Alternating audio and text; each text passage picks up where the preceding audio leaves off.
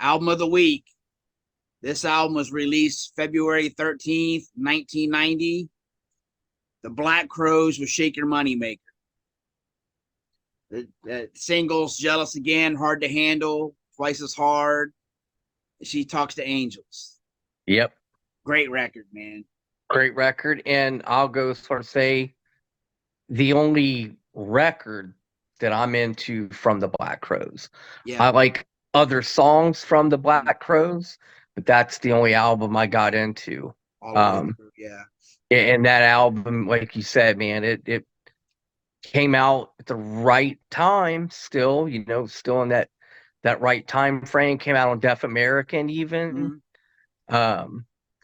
Like you said, all four of those songs were all fucking radio hits. You still hear them on the radio. Yeah, still to this day. Yeah. And like She Talks to Angels, instantly you know what the fuck it is. Yeah. Instantly. Yeah. All those songs are good, but I'm gonna tell you, man, my favorite song in that fucking album, since I am very much an American traditional rock and roll type guy, man, is the song Thick and Thin. That song cannot be fucked with on that album, man. It's got the rock and roll piano, got rock and roll guitar. That's the song for me, man. Thick and Thin. I was listening to this record to do this episode, and I came up with something. You may not agree with this, but I think this could almost been a Faster Pussycat record.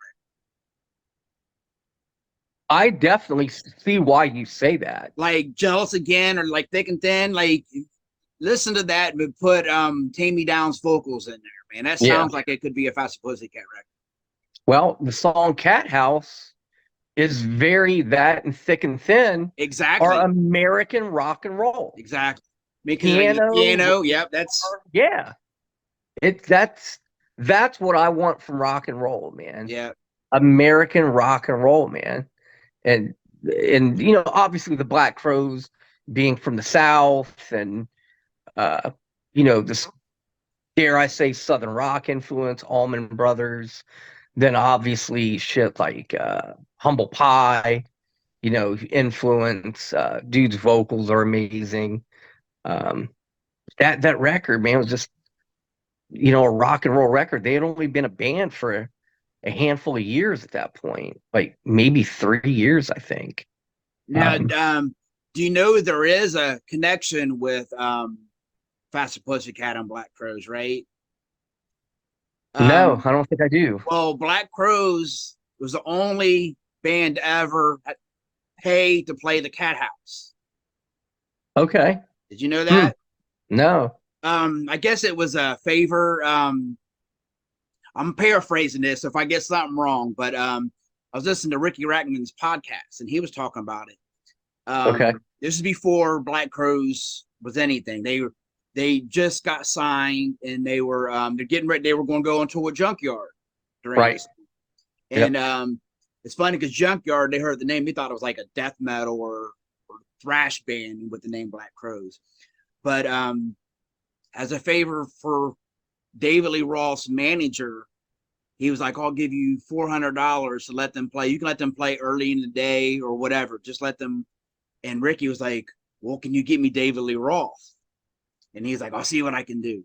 And then he agreed to it, and asked him again, oh, can I get David Lee Roth? He's like, I'll see what I can do. He never did play there. So he didn't get him. Yeah. Roth. But, but then they end up going on tour Junkyard. They were the opening band.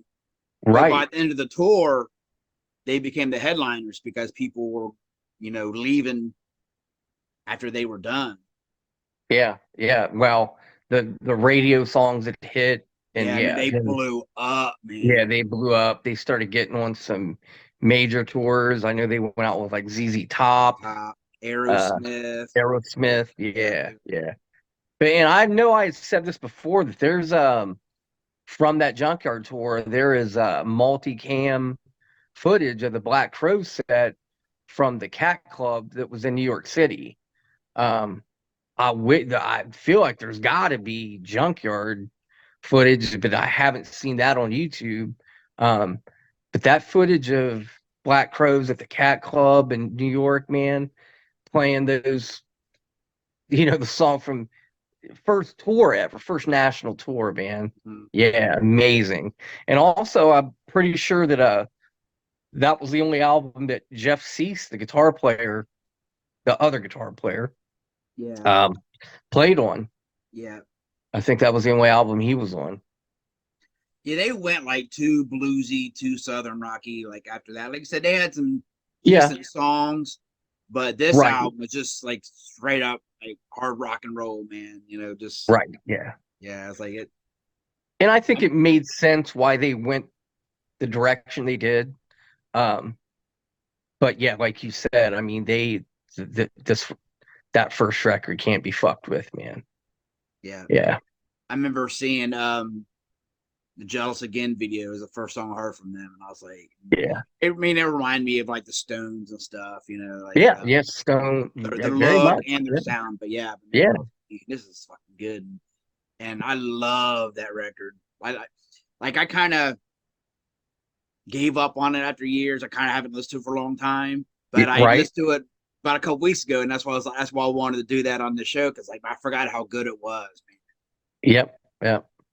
I remember hearing probably Jealous Again and Hard to Handle. I was a freshman in high school. I just started as a freshman that, fall of '89. And like you said, this came out early '90. And Mm-hmm. prior to coming out, I think a couple of those songs were already on the radio. Yeah, Uh, and I remember liking it then. Yeah. yeah, Yep. Yeah. Awesome pick, man. I eventually probably would have even picked this too. Yeah. yeah. Yeah. And last summer they did a tour playing the whole record. Did you know that?